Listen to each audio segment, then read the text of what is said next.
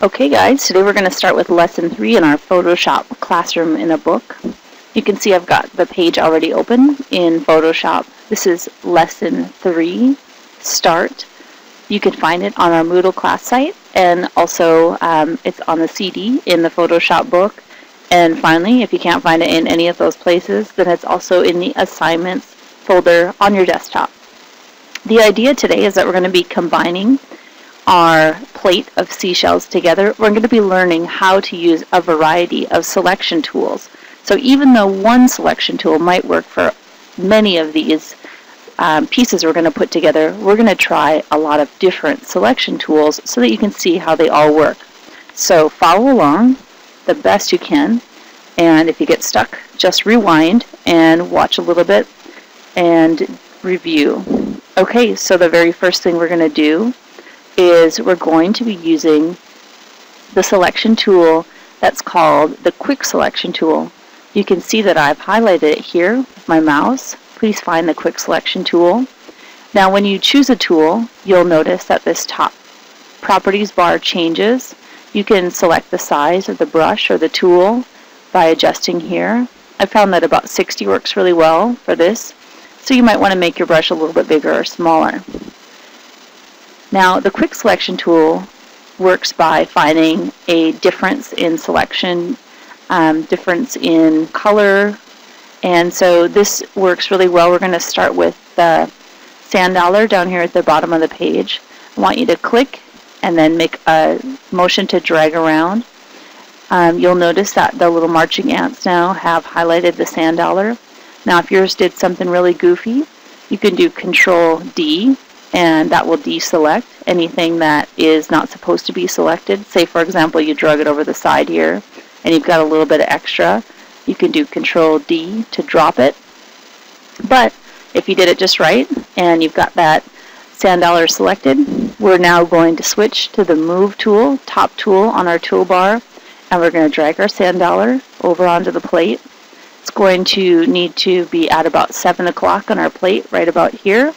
And once you've got it in the spot you want, I want you to let go, and we'll be moving on to our next one. So sand dollar at 7 o'clock. Okay, the next thing we're going to do is we're going to switch tools.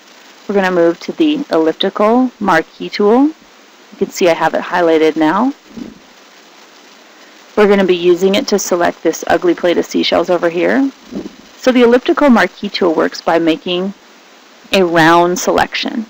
And the nice thing is that you can actually move the selection once you've made it. So if your selection is about the right size but in the wrong spot, you can just drag it to the proper spot once you've got that size made. But if you made a circle that's too small to start out with or way too big, then just make another circle. So you want to start with your mouse just outside the circle, make it about the right size, even if it doesn't fit quite on there, and then pull it down till it fits right on top. And we're going to be moving this ugly plate of seashells. Now we are going to use a keyboard command here to move. So we're going to the Control key on the keyboard, and this will temporarily turn our tool into a move tool. So hold down that Control key and slide that ugly plate right over just on top of your sand dollar. When you let go, your plate has been moved. Now you can adjust the location using the arrow keys on your keyboard. If you need to nudge something just slightly up or down. But don't worry about that too much. It's just one more little tip. So arrow keys do move selections ever so slightly. Okay, now we're going to deselect, Control D, and move on to the next wonderful selection. Now for this one, what we want to do is zoom in on the Sally's seashell sign. To do that, we're going to hit Control plus, and you can do that several times. Now if you find that you're looking at the wrong thing, one little tip for you is to press the space bar. This will make a small hand appear, and you can drag your document so that you can see the part that you'd like to see. So the space bar makes your hand appear, and you can use the hand to reposition your image. Okay, so we've got this ugly little Sally seashell sign. we are going to stick with our wonderful elliptical marquee tool. What you're going to do is you are going to click on the Alt key and hold the Alt key down while you drag from the center out. This makes that circle expand from the middle. Now once you have the proper size selection, you can release both your mouse and the Alt key. You can see that my circle moved from the inside out. Let's just try that again. So I've got my Alt key held down. I'm going to start right in the middle, and as I pull out, my circle expands so that I am moving outward to expand my selection.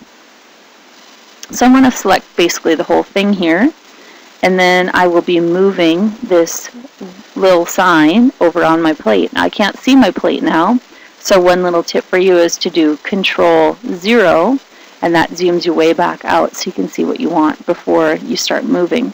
We are going to switch to the Move tool, and we're going to take that ugly little sign and move it over to about 1 o'clock. And now we've got that little sign. Now we're going to make that sign look a little bit prettier by doing a special technique that is an invert. And invert means that it makes everything opposite. So we're going to go to Image, Adjustments, and Invert. You can see that this can also be done by simply pressing Control-I. Oh, that's much better. Pretty blue and white now. Now we've got this one little disc. We want to make more than one. So while you still have your Move tool selected, you can do a special little trick, and that is to hold the Alt key down. This is going to duplicate as I pull it aside, and that's just like a little magic trick. So I duplicated it as I moved it away. Now I want to make this disc just a little bit bigger than the last one, so I'm going to hit Control T. Control T means to transform, and I am going to transform this guy and make him just a little bit bigger. Once I've got it how I like, then I need to go up here and hit this wonderful check mark, which applies my change. I want to do that magic trick one more time, so I'm going to do Alt and drag it to the side, and then Control T to go ahead and transform. So Control T transforms, and then once I've got this transform selection, I can hit the check mark if I like it. I can also double click or hit the Enter key to apply the change. Alright, we're moving on to our next wonderful selection technique. So I'm going to do Control D to drop or deselect. This time we'll be using two different selection tools to grab the coral. The first one we'll use is the rectangle. So I'm going to make a box that covers the whole area, and you can see that I've got too much white here. If I moved it over, I would find that my white would be, extra. I don't want that white on there. I want to select just right around the coral. So instead of doing that and just using that rectangular tool, I'm going to make another selection now. I'm going to use this magic wand tool. So with those little ants still marching in a square, I'm switching to the magic wand. Now I'm going to hold down the Alt key, and you can see how my magic wand has a little minus next to it. When I'm holding the Alt key, it's going to take away, and it just sucks right up next to that coral, makes a perfect selection right around the outside. This technique really only works if you have a plain background like we do here, so it doesn't work for everything, like it wouldn't work for the shell down here, but it works really well for complex shapes on a plain background. Okay, so now that we've got this wonderful little selection, we're going to move him over, and we just want to put him right here in this empty space. If your plate's getting a little crowded, don't worry, just make it fit the best you can. Okay, next, deselect, Control D. We're moving down to the ugly muscle at the bottom of the plate. So if you can't see your muscle, you can use your space bar and pull your little plate up a bit. You could also zoom out, Control minus, and probably you're going to want to end up seeing that thing a little bit more closely, so maybe it's a better idea to just zoom in, but get that little muscle so you can see him, this ugly thing right here. Okay, now we've learned some selection tools that will probably work really well for this mussel, but we're going to try a new selection tool. So even though you know 12 ways you could already select this thing, you can probably think of a couple ways to do it. We're going to try a new one, and it's called the lasso. Looks like this. Now if you hold this lasso down, there's different lassos underneath. Regular lasso. Now that one makes whatever line you want. Squiggly, weird, you can do anything you want. You have to be kind of good at tracing. The next kind of lasso tool is called the polygonal lasso tool. Now that one's a mouthful, but what it means is you get to click and drag, and you can make shapes that have square edges or sharp edges. So that's the second tool. Now the third one is the magnetic lasso tool. The magnetic one is one that kind of tries to find the edge. So if you have a difference, like a dark and light area, contrasting, you'd be able to use this one. We're going to actually start out with this polygonal lasso tool because we'll use the magnetic lasso tool next. So what we want to do here is we actually want to make clicks and try and follow the shape. Anytime there's a rise and fall or fall on the edge, we want to actually click so that it doesn't make a sharp corner. Like lots of little clicks help. So if you just kind of click around as you go, this tool works pretty well when you have a shape like this that's kind of long, it has lots of straighter lines. And really, if you're using Photoshop for something, you really just have to pick. So when you look at it, if it seems like, you know, maybe the lasso tool isn't working very well, maybe you switch it up and move back to the magic wand. So now I've got this selection around the mussel. It wasn't too hard, worked okay. And I'm actually going to move this little guy, and I want to put him on the plate. Now I can't really see the plate, so remember, Control 0 will zoom me out, and then the move tool, and I can slide it up onto the plate. So the move tool is when I want to slide it around.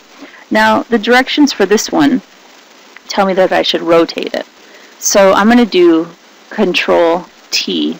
Control T means transform. You can see when I put my mouse to the outside diagonal edge here, it lets me turn and adjust that shell as much as I want to. I could also make it bigger or smaller, but I'm going to keep it the same size and just turn the edge. So notice how that rotation tool appears when I'm outside, not when I'm in the middle, but when I'm outside. So find the right spot. Now when you're happy with how it looks, you can either double click, hit enter, or click the check mark. Got a wonderful little selection here still. I'm going to get rid of that by clicking Control D. Okay, we've only got one shell left to go. That's this pretty one down here at the bottom. Save the best for last, right? Okay, so I'm going to get the shell in view, kind of zoom in. That helps a lot. We are going to be using the magnetic lasso tool. Now this one, the way this thing works is you want to start and then you want to slowly hover and let the tool find the edge of the shell. It works really well when you have areas that are in contrast. So this one, you can see that the shell stands out from the background because the background is blue and the shell is kind of this peach color. It wouldn't work very well if the background and the shell were the same color. So you have to pick your tool according to what you're trying to select. When I get to the end here, I can connect the dots. Now, if I've got something weird like this, maybe I would just leave it if I didn't know how to fix it, but I know how to fix it. So I'm going to go down here and I'm going to minus this out by holding the Alt key. Hopefully your selection looks better than mine, but if you find you have a mistake, you can either start over and do it again, or you can simply just eliminate a little bit, subtract a little bit by clicking Alt. Okay, it's looking pretty good here now. So now I'm going to zoom out again, Control 0, and I'm going to drag this little shell over to its spot on the plate, right there. Got it in place. Final thing that we're going to do before we call it quits for today on this plate is we're going to use a tool called the crop tool. The crop tool right here is going to eliminate all these extra pieces off of the scraps that we don't want anymore. So we're just going to make a tight selection around the outside of the picture here, and we want to leave anything extra out if we can. And then we're going to double click, and you can see all that went away. Now if you have anything that's still showing, you can always switch to the eraser tool and just erase to make your picture perfect. This is what you need to hand in, so go ahead and do a file, save as, and put that thing in your H drive. Make sure you have a saved copy so that when you're all done, you can turn it in. So put it in your H drive, and then go ahead and upload it to the website, to our Moodle website, so I can give you a grade on that. All right, this is all there is for selection tools today. Good job.